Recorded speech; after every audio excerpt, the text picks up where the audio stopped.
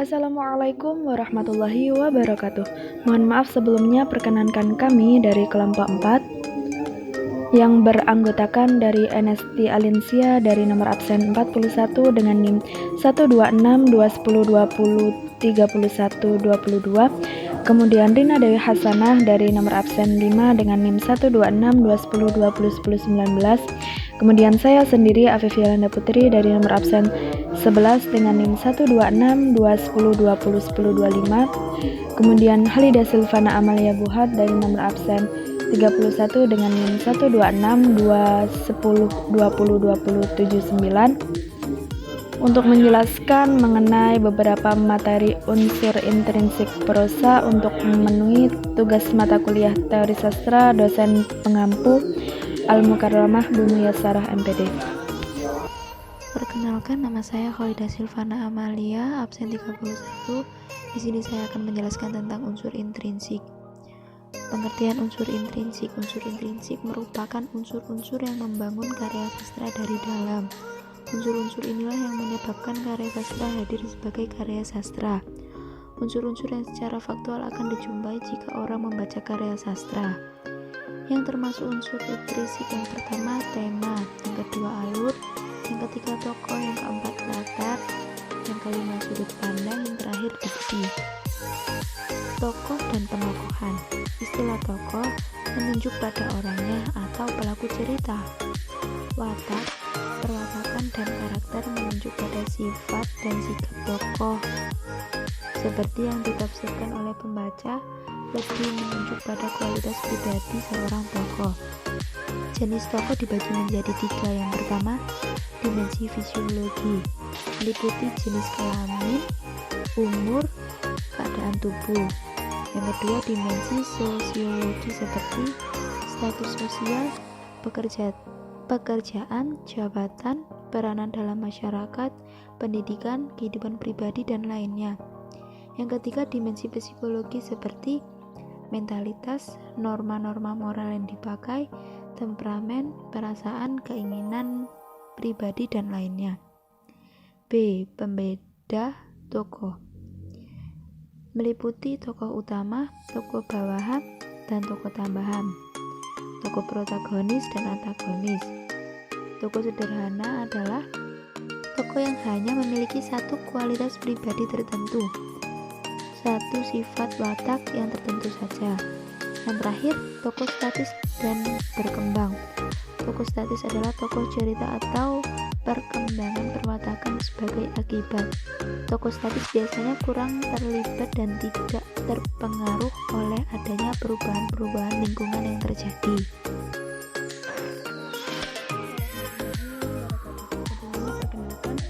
Nama saya Afif Yolanda Putri dari nomor absen 11 dengan nomor NIM 126 210 20 10 25 akan menjelaskan sedikit materi mengenai latar dan alur. Latar menurut Indrawati tahun 2009 halaman 64 merupakan wadah dari suatu karya sastra yang terdiri dari latar tempat, waktu, dan suasana. Atau bisa juga diartikan suatu tempat untuk meletakkan suatu karya sastra sesuai dengan wadahnya. Karena pada awalnya sebuah karya sastra adalah karya yang berasal dari pemikiran masyarakat, baik pemikiran itu menghasilkan suatu fakta maupun menghasilkan suatu opini, kemudian dikemas dalam bentuk karya sastra yang meskipun sumber ekstrinsiknya berasal dari dunia nyata atau cerita masyarakat, atau misalkan disajikan sesuai kebutuhan manusia. Manusia memerlukan pembangunan kehidupan yang lebih baik. Manusia membutuhkan contoh-contoh penerapan nilai-nilai moral, sosial, budaya, pendidikan, atau juga dalam menghadapi permasalahan ekonomi. Secara nyata dibutuhkan di lingkungan masyarakat, dan sebagian ada yang sudah terjadi, tapi yang belum terjadi karena suatu nilai-nilai tersebut memerlukan suatu perantara sebagai pengingat, pembangun nilai-nilai seperti pada aspek tersebut, sehingga nilai-nilai tersebut bisa diterapkan dan dilestarikan dengan baik melalui contoh suatu nilai-nilai yang terkandung atau terdapat dalam karya sastra tersebut. Sehingga di mana suatu karya sastra tersebut memiliki suatu hukum sebab akibat yang terjadi bisa sesuai dengan dunia nyata, bisa juga tidak sesuai dengan hukum di dunia nyata, baik dari segi ruang, waktu, dan suasana, sehingga kombinasinya bisa menciptakan suatu karya sastra yang berbeda. Namun bahkan bisa juga terlepas dari unsur-unsur tersebut jika memang jenisnya bersifat kontemporer. Kemudian alur atau plot adalah struktur rangkaian kejadian dalam cerita yang disusun sebagai sebuah interrelasi fungsional yang sekaligus menandai urutan bagian-bagian dalam keseluruhan fiksi. Jadi alur adalah struktur rangkaian kejadian dalam cerita, baik alur maju, alur mundur, maupun alur campuran, yang mengombinasikan atau melibatkan antara unsur waktu dan unsur sebab akibatnya, atau interrelasi fungsionalnya, untuk memberikan batasan pada keseluruhan suatu unsur permasalahan atau konflik yang diberikan dalam suatu cerita tersebut atau karya sastra tersebut. Sudut pandang atau gaya penceritaan. Business script membedakan pencerita menjadi pencerita orang pertama dan pencerita orang ketiga. Yang pertama, pencerita orang pertama atau akuan. Dibedakan menjadi dua, yaitu pencerita akuan sertaan, pencerita akuan tak sertaan. Dua, pencerita orang ketiga atau diaan. Dibedakan menjadi dua, yaitu pencerita diaan serba tahu dan pencerita diaan terbatas.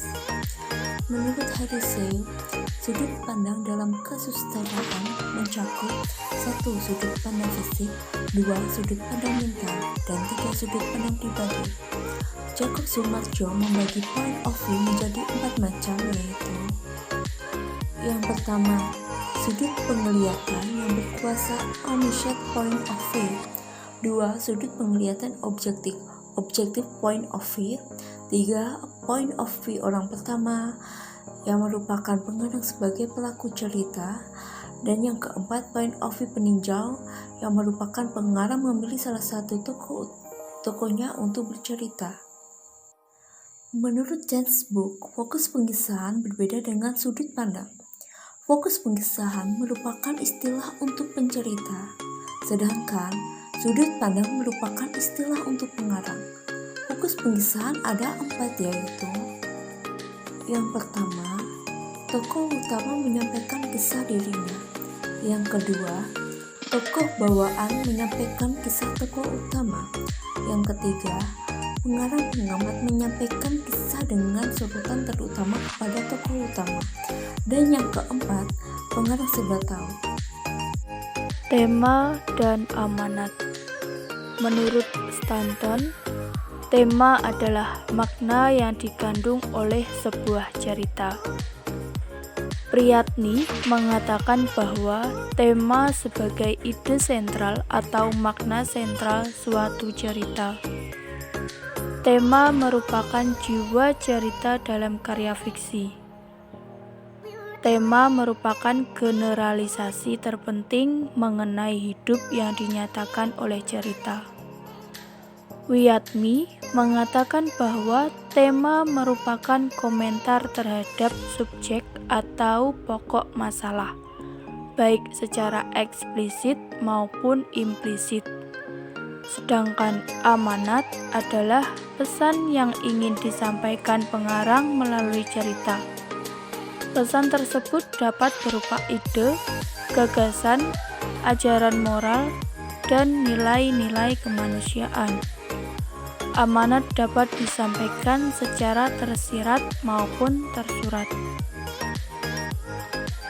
Dari materi ini dapat diambil kesimpulan bahwa unsur intrinsik merupakan unsur-unsur yang membangun karya sastra dari dalam. Unsur intrinsik inilah yang menyatakan karya sastra hadir sebagai karya sastra.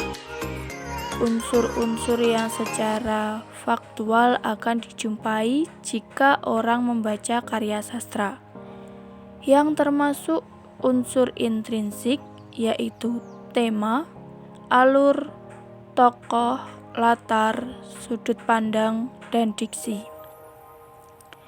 Baik, hanya itu saja materi yang dapat kita sampaikan. Kami selaku kelompok 4 memohon maaf yang sebesar-besarnya apabila ada kekurangan dan kelebihan dalam penyampaian materi. Sekian, terima kasih. Wassalamualaikum warahmatullahi wabarakatuh.